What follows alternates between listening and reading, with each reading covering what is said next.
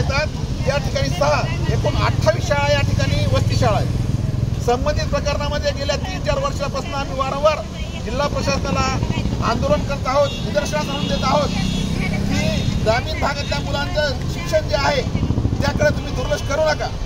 मला तर असा संशय की संस्था चालकांच्या बरोबरी करण्यासाठी किंवा संस्था चालकांच्या शाळा जास्त चालाव्यात, कारण बऱ्याचशा शाळा ज्या आहेत त्या संस्था खाजगी संस्था शाळा ज्या आहेत त्या पुढाऱ्यांच्या।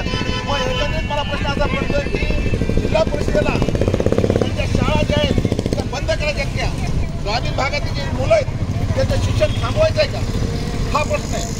याविषयी आपण वारंवार आंदोलन केले आहेत।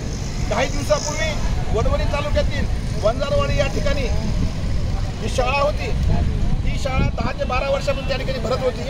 लोकवर्गणीतून पत्राचं शेड केलं होतं, त्या शेडमध्ये भरत होती। मात्र वादळ वाऱ्याचं शेड उडून गेलं, त्यानंतर तिथल्या मुलांना पाऊस आल्यानंतर जनावरांच्या गोठ्यामध्ये बसावं लागतं। त्याच पद्धतीनं बीड तालुक्यात तब्बल 28 वस्ती शाळा आहेत ज्या शाळांना स्वतःची इमारत नाही आहे। या शाळा कमीत कमी 12 ते 13 वर्षापासून झाडाखाली किंवा पत्र्याच्या शेडमध्ये भरतात।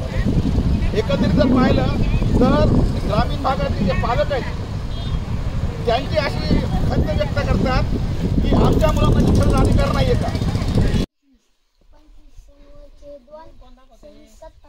27 7 घेतले वर 2 लिहिले, 5 ने 8 ला गुणलं, 5 8 40, 40 सण वरचे 2 42, 42 चे 2 घेतले, हातचे आले 4, पुन्हा 5 ने 7 ला भाग दिला, 5 7 35, 35 सण पुन्हा वरचे 2